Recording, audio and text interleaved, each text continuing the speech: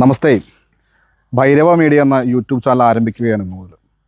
നമ്മൾ മുമ്പ് പറഞ്ഞിരുന്നു, നമ്മുടെ മലബാർ സമ്പ്രദായവും കേരള സമ്പ്രദായത്തിലെ ആരാധന അനുഷ്ഠാന രീതികളും നമ്മൾ ഇന്ന് വരെ അറിയാത്ത ദേവതാ സങ്കല്പങ്ങളെയെല്ലാം പരിചയപ്പെടുത്തുവാനായി നമ്മളൊരു ഭൈരവ ദർശനം എന്ന ഒരു യൂട്യൂബ് ചാനൽ ആരംഭിക്കുകയുണ്ടായി.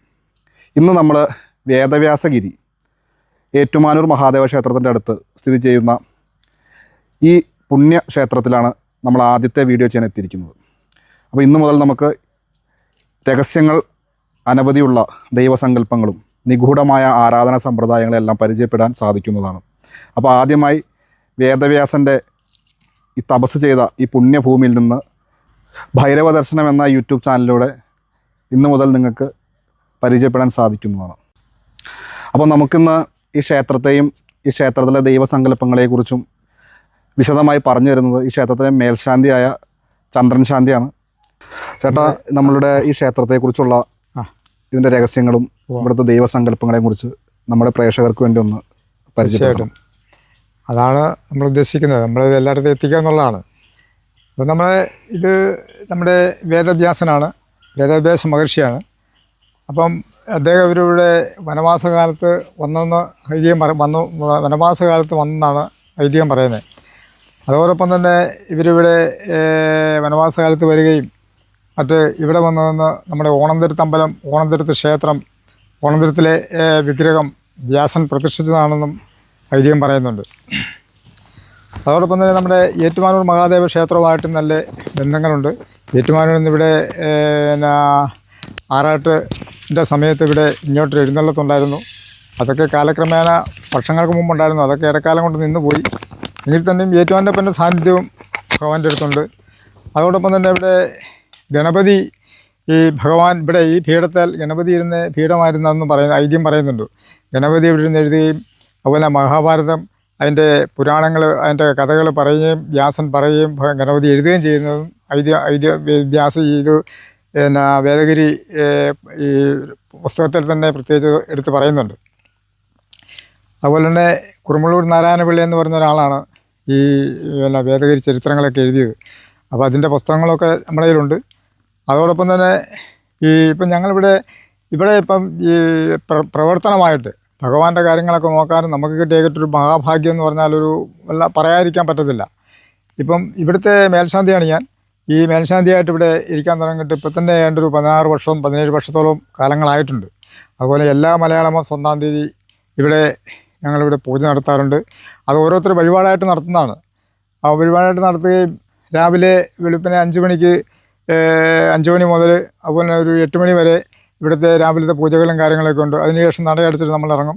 പിന്നെ വൈകുന്നേരം 5 മണിക്ക് വരും. 5:30 അകത്ത് കയറി കഴിഞ്ഞാൽ ദീപാരാധന കഴിയുമ്പോഴത്തേക്ക് 6:30. അതിനുശേഷം അതിൻ്റെ പൂജകളും കാര്യങ്ങളും എല്ലാം കഴിയുക. അതുപോലെ തന്നെ ഇവിടെ കളരിയിലെ പഞ്ചപാണ്ഡവരിപ്പുണ്ട്. ഇതിനോടൊപ്പം തന്നെ ഭഗവാൻ ഇവിടെ എന്ത് നമ്മൾ ചെയ്യുന്നോ അതെല്ലാം തന്നെ ഈ പഞ്ചപാണ്ഡവർക്കും അതുപോലെ ചെറുവള്ളി ഭഗവതിയുടെ സാന്നിധ്യമുണ്ട്. ഭഗവതിക്കുമൊക്കെ നമ്മൾ ഈ കാര്യങ്ങളൊക്കെ ചെയ്തുകൊണ്ടായിരിക്കുന്നത്. അതുപോലെ നമ്മുടെ ഇവിടെ പഞ്ചപാണ്ഡവർ 5 പേരിരിപ്പുണ്ട്. അതിപ്പോൾ ഏതൊക്കെയാണ് ഈ 5 പേരെന്നുള്ളത് നമുക്ക് കൃത്യമായിട്ട് പറയാൻ പറ്റത്തില്ല. അത് അഷ്ടമംഗല പ്രശ്നം വെച്ചെങ്കിൽ മാത്രമേ നമുക്ക് തൊട്ട് കാണിക്കാൻ പറ്റത്തുള്ളൂ. അപ്പോൾ അത് പഞ്ചപാണ്ഡവർ 5 പേര്, ഇങ്ങനെ 5 ശിലകൾ ഇവിടെയുണ്ട്. അതുപോലെ തന്നെ ഇതിനകത്ത് വേറൊരു ചരിത്രം പറയുന്നുണ്ട്. നമ്മുടെ ഭീമൻ എന്നുള്ള ഭഗവാനാണ് അവിടെ കിടക്കുന്നത്. പക്ഷേ ഈ ഭീമൻ ഇവിടെ കിടക്കാൻ കാര്യം ഇവിടുന്ന് ഈ പണ്ട് ഇങ്ങനെ കാരണം പുരാണങ്ങളിങ്ങനെ പറഞ്ഞിട്ടുണ്ട്. ഈ അതിരമ്പുഴ എന്ന് പറയുന്നൊരു സ്ഥലമുണ്ടായിരുന്നു. അപ്പോൾ ഈ അതിരമ്പുഴയായിട്ട് ഒരു കണക്ഷനുണ്ട്. അതെന്താ വെച്ചാൽ ഈ അതിരമ്പുഴ ഒരു അസുരനുണ്ടായിരുന്നു പറയുന്നു. അപ്പോൾ ഈ അസുരന് ഈ അടുത്തുള്ള ഓരോ വീട്ടുകാരും ഓരോ ദിവസങ്ങളും ഭക്ഷണം കൊണ്ട് കൊടുക്കുന്ന ഒരു ചടങ്ങുണ്ടായിരുന്നു പറഞ്ഞു. അപ്പോൾ അങ്ങനെ കൊടുക്കുമ്പോഴത്തേക്ക് ഈ കൊണ്ടുവരുന്ന ഈ ഭക്ഷണവും കഴിക്കും, ഈ കൊണ്ടുചെല്ലുന്ന ആളെയും ആ അസുരൻ അങ്ങനെ കഴിക്കുമായിരുന്നു പറയുന്നുണ്ട്. അങ്ങനെ പറഞ്ഞപ്പോഴത്തേക്കാണ് ഒരു അമ്മ ഇവിടെ ഇതുപോലെ അന്ന് ഒരു പിടിവണ്ടിയാൽ സാധനമൊക്കെ ആയിട്ട് അതിരമ്പഴിക്ക് കൊണ്ടുപോവാണ് അസുരന് കൊടുക്കാൻ. അങ്ങനെ ആയപ്പോഴത്തേക്കാണ് ഇവിടുന്ന് ഭീമൻ താഴെയിറങ്ങി ചെല്ലുന്നത്. അപ്പോൾ അദ്ദേഹം കണ്ടു. അപ്പോൾ ചോദിച്ചു, അമ്മ എന്താണെന്ന് കരയുന്നത് എന്തെന്ന് ചോദിച്ചപ്പോഴത്തേക്കും പറഞ്ഞു, എനിക്കൊരു മകൻ മാത്രമേ ഉള്ളൂ. ഇന്ന് അതിരമ്പുഴ അസുരന് ഒരു ഈ ഭക്ഷണം കൊണ്ട് കൊടുക്കണം, പക്ഷേ എൻ്റെ മകനെയും കഴിക്കും, എനിക്കൊരു മകൻ മാത്രമേ ഉള്ളൂ, നോക്കാൻ ആരുമില്ല എന്ന് പറഞ്ഞപ്പോഴത്തേക്ക് ഭഗവാൻ പറഞ്ഞു ഒരു കാര്യം ചെയ്യാം, ഞാൻ കൊണ്ടുപോയിക്കോളാം. അങ്ങനെ അവരെ ആ മകനെ മാറ്റി നിർത്തിയിട്ട് ഈ ഭീമൻ ഇവിടുന്ന് കൊണ്ടുപോയെന്നാണ് പറയുന്നത്. അപ്പോൾ അവിടെ കൊണ്ടുപോയി അദ്ദേഹത്തിന് ഈ ഭക്ഷണം കൊടുത്തതിന് ശേഷം ഭീമനെ വിഴുങ്ങാൻ തുടങ്ങി കഴിഞ്ഞപ്പോഴത്തേക്കാണ് പിന്നെ അവിടെ വെച്ച് യുദ്ധം ഉണ്ടായി, പുള്ളി അവിടെ വെച്ച് കൊല്ലുമായിരുന്നു. അതാണ് ഈ അതിരമ്പുഴ എന്നുള്ള അസുരൻ പുഴയായി മാറിയതാണ് സംഭവം. അവിടെ വെച്ച് കൊന്നതിന് ശേഷം ഭഗവാനെ എല്ലാം കഴിഞ്ഞതിന് ശേഷം ഇവിടെ വന്ന് കിടക്കുന്ന ഭാഗമാണെന്നും ഇങ്ങനെ പുരാണം പറയുന്നുണ്ട്. ഇതാണ് ഭീമൻ എന്ന് പറയാൻ സങ്കല്പിക്കുന്ന ദേവമാണിത്. അപ്പം ഞാൻ പറഞ്ഞില്ലേ, പിന്നെ ഭീമനെ ഇതുപോലെ പിന്നെ അതിരമ്പുഴ പോയി അസുരനെ വധിച്ചതിന് ശേഷം വന്ന് കിടക്കുന്ന ഭാഗമാണിത്. അപ്പോൾ ഇതാണ് ഭീമൻ്റെ ചരിത്രം, ഇതൊക്കെയാണ്. പിന്നെ പഞ്ചപാണ്ഡവർ 5 പേരൊക്കെയാണ് അത് ഈ ഇരിക്കുന്നവരെല്ലാവരും. അതുപോലെ തന്നെ ഇവിടെ കളരിയുണ്ട്. ഇവരെ കളരിയിലോട്ട് പോകാം.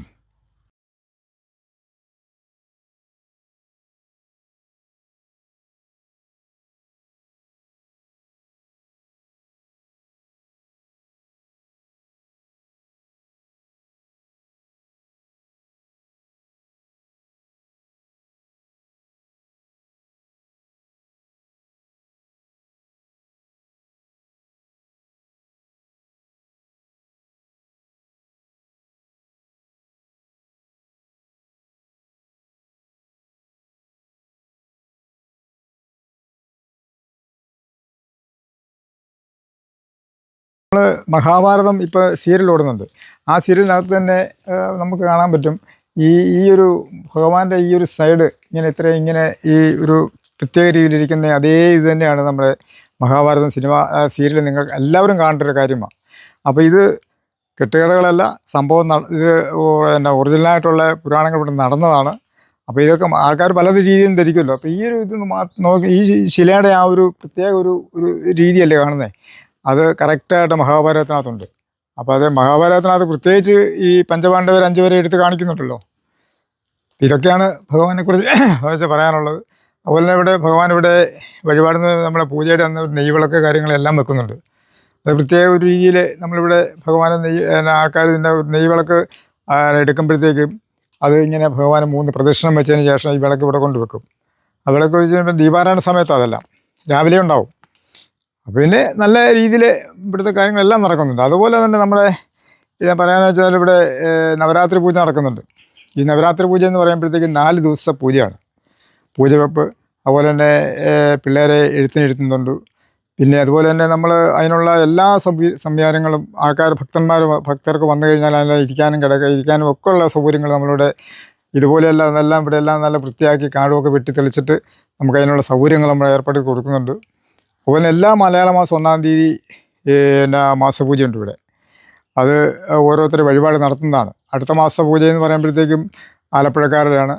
അതുപോലെ തന്നെ കണ്ണൂർ, കാസർഗോഡ്, അതുപോലെ ദൂരെയുള്ള ആൾക്കാരാണ് ഇവിടെ വന്ന് ഓരോ പൂജകളാണ്. പിന്നെ ഇവിടെ അടുത്തുള്ളവരുടെ ഒക്കെ പൂജകളെല്ലാം ബുക്കിംഗ് ആയി കിടക്കുകയാണ്. അപ്പോൾ അതുപോലെയുള്ള കാര്യങ്ങളൊക്കെയാണ് ഇവിടെ നമ്മളൊരു കാര്യം നേർന്ന് ഇവിടുന്ന് പോയിട്ടുണ്ടെങ്കിൽ തീർച്ചയായിട്ടും നമ്മൾ ഇറങ്ങി കഴിയുമ്പോഴത്തേക്കും അത് സാധിച്ചിരിക്കും. അതാണ് അതിനെ കൊല്ലുന്നത്. അതാണ് ഭഗവാന്റെ ഇവിടുത്തെ ഒരു പ്രത്യേകത. നമ്മൾ മനം നൊന്ന് പ്രാർത്ഥിച്ചു കഴിഞ്ഞാൽ തീർച്ചയായിട്ടും ഭഗവാൻ നമ്മുടെ കൂട്ടത്തിൽ വരും. അതൊരു പ്രത്യേക രീതിയാണ്. ആ കാര്യം സാധിച്ചു കൊടുക്കും. അപ്പോൾ അതുകൊണ്ടാണ് ഈ ആൾക്കാരെല്ലാം തന്നെ ഇവിടെ വരണം, അല്ലെങ്കിൽ ഇവിടെ വന്നവർ തന്നെ വെറുതെ ജസ്റ്റ് ഒന്ന് വന്ന് തൊഴുതിട്ട് പോയവർക്ക് തന്നെ വളരെ അനുഭവങ്ങൾ കിട്ടിയിട്ടുണ്ട് ഇവിടെ. അതൊക്കെ ഒരു പറയാതിരിക്കാൻ പറ്റത്തില്ല. അതുപോലെ തന്നെ പ്രസാദകൂട്ട്, ഈ പ്രസാദകൂട്ട് എന്നൊക്കെ പറയുമ്പോഴത്തേക്കും നമ്മൾ ഉദ്ദേശിക്കുന്നതിനൊക്കെ അപ്പുറത്തുള്ള ആൾക്കാരാണ് വരുന്നത്. നമ്മളിവിടെ ഇത് വേദഭ്യാസ സംരക്ഷണ സമിതിയാണ് ഇപ്പം നിലവിലുള്ളത്. ഈ സമിതിയുടെ ആൾക്കാരുണ്ട്, അതിനകത്ത് സെക്രട്ടറി ഉണ്ട്, പ്രസിഡന്റ് ഉണ്ട്, ഖജാൻജി ഉണ്ട്, അങ്ങനെ ഒരുപാട് ആൾക്കാരുണ്ട് അതിനകത്ത്. ഇങ്ങനെയൊക്കെയാണ് ഇവിടുത്തെ കാര്യങ്ങളിരിക്കുന്നത്.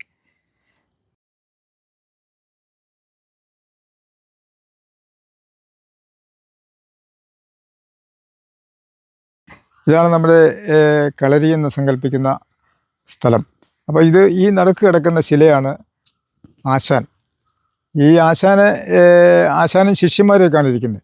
അതുപോലെ പുറത്ത് ഇരിപ്പുണ്ട്, അകത്തും ഇരിപ്പുണ്ട്. അപ്പം നമ്മളിവിടെ ഭഗവാൻ അവിടെ എന്ത് ചെയ്തെന്നാലും നമ്മൾ അതേ നേദ്യവും കാര്യങ്ങളും പൂജകളും ഒക്കെ ഇവിടെ നമ്മൾ ചെയ്യുന്നുണ്ട് മാസത്തിലൊന്ന്.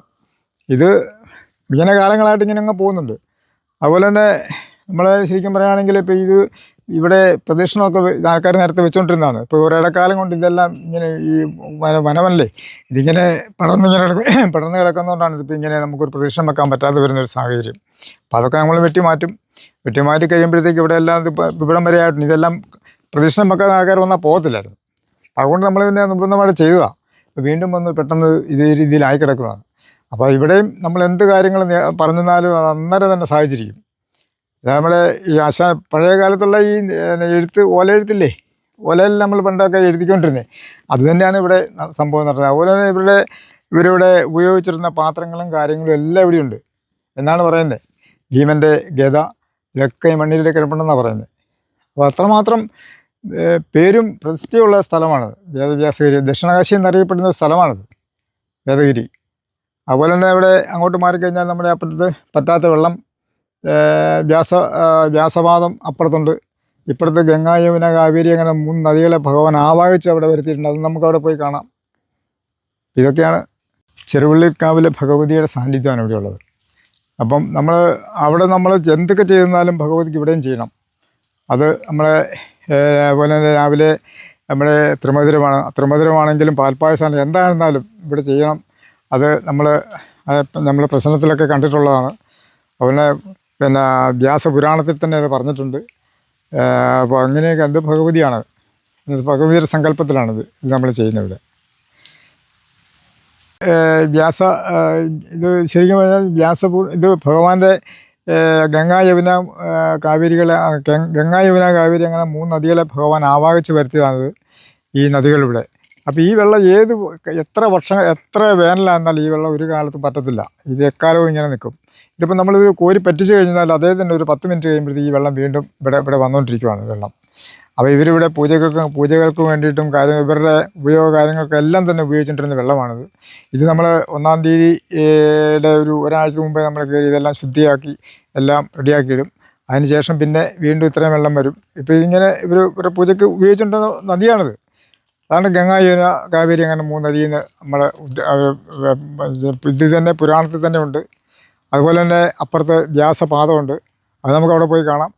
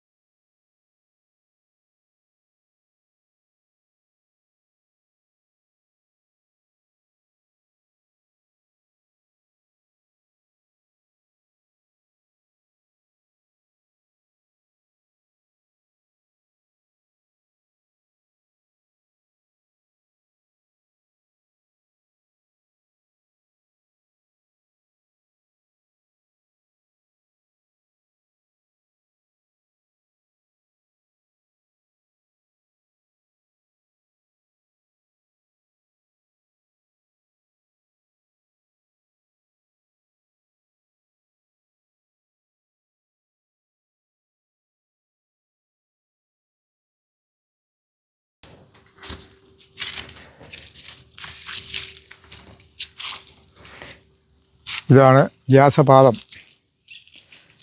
അപ്പം ഭഗവാന്റെ പാദം പതിഞ്ഞ സ്ഥലമാണത് ഈ കുഴി. അപ്പോൾ ഇത് നമ്മൾ ഇതിപ്പോൾ ഇലയൊക്കെ ഇങ്ങനെ കിടക്കുന്നതുകൊണ്ട് നമുക്കിതൊന്നും കാണാൻ പറ്റുന്നില്ലെന്ന് മാത്രമേ ഉള്ളൂ. പക്ഷേ ഭഗവാന്റെ പാദം കാണാൻ പറ്റും. ഇതെല്ലാം വാരി മാറ്റിയതിന് ശേഷം എല്ലാം ക്ലീൻ ചെയ്ത് കഴിയുമ്പോഴത്തേക്കും ഭഗവാന്റെ പാദം വ്യാസപാദം എന്നാണെന്ന് പറയുന്നത്. അപ്പോൾ ഇത്രയും ഭാഗത്ത് ഇങ്ങനെ കെട്ടിയിട്ടിരിക്കുന്നതാണ്. അത് പണ്ട് അയ്യപ്പ ദേവസംഘം ഇവിടെ പ്രവർത്തിച്ചുകൊണ്ടിരുന്ന ഒരു കാലഘട്ടം ഉണ്ടായിരുന്നു. അന്ന് അവർ കെട്ടിയിട്ടെന്നാണ് ഈ ചുറ്റുവട്ടം കെട്ടിയിടുകയും അതുപോലെ തന്നെ ഇത് സംരക്ഷിക്കുകയും ചെയ്തുകൊണ്ടിരുന്നതാണ്. ഇതിപ്പോൾ നമ്മളാണ് ഈ കാര്യങ്ങൾ ഇവിടുത്തെ കാര്യങ്ങളെല്ലാം ഈ ഭഗവാന്റെ കാര്യങ്ങളെല്ലാം മുഴുവൻ നമ്മളെ നോക്കുന്നുണ്ട് ഇവിടെ. അതുകൊണ്ട് നമുക്ക് ഓരോരുത്തർക്കും അതിൻ്റെതായിട്ടുള്ള പ്രത്യേകതയും ഗുണങ്ങളുമുണ്ട്, ഈശ്വരാനുഗ്രഹവും കൊണ്ട് നമുക്കുണ്ട്. ഇതൊക്കെയാണ് ഇതേപ്പറ്റി പറയാനുള്ളത്.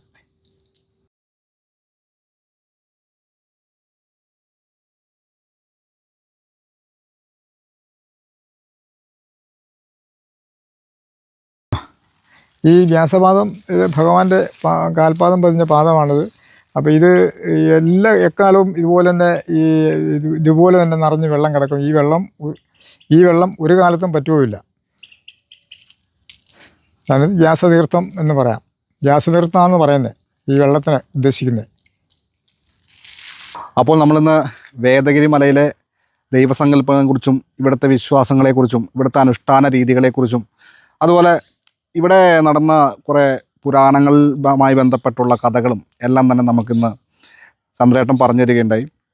അതുപോലെ തന്നെ നമുക്ക് ഈ പുണ്യഭൂമി നമുക്ക് കുറച്ച് പരിചയപ്പെടുവാനും നിങ്ങളെല്ലാവരും എത്തണം. നിങ്ങൾക്കൊരു സമയം കിട്ടുമെങ്കിൽ ഏറ്റുമാനൂർ ക്ഷേത്രത്തിൻ്റെ അടുത്താണ് ഈ പുണ്യഭൂമി സ്ഥിതി ചെയ്യുന്നത്. വേദവ്യാസൻ തപസ് അനുഷ്ഠിച്ച ഭൂമിയായിട്ടാണ് ഇത് പറയപ്പെടുന്നത്. അതുപോലെ പഞ്ചപാണ്ഡവർ ഇവിടെ വന്നു എന്നും വിശ്വാസം ഉണ്ട്. അങ്ങനെ അനവധി കാര്യങ്ങൾ ഇവിടെയെല്ലാം ഉണ്ട്. എന്നാൽ നമ്മുടെ അറിവനുസരിച്ച് ഇതെല്ലാം ഒരു മലബാര ദൈവസങ്കല്പങ്ങളുമായി ബന്ധപ്പെട്ട അത്രയും ശക്തിവത്തായ ഒരു ഭൂമിയായിട്ടാണ് നമുക്ക് മനസ്സിലാവുന്നത്. അപ്പോൾ എല്ലാവരെയും മഹാദേവൻ തുണക്കട്ടെ. ഹര ഹര മഹാദേവ. ഓം നമഃ ശിവായ.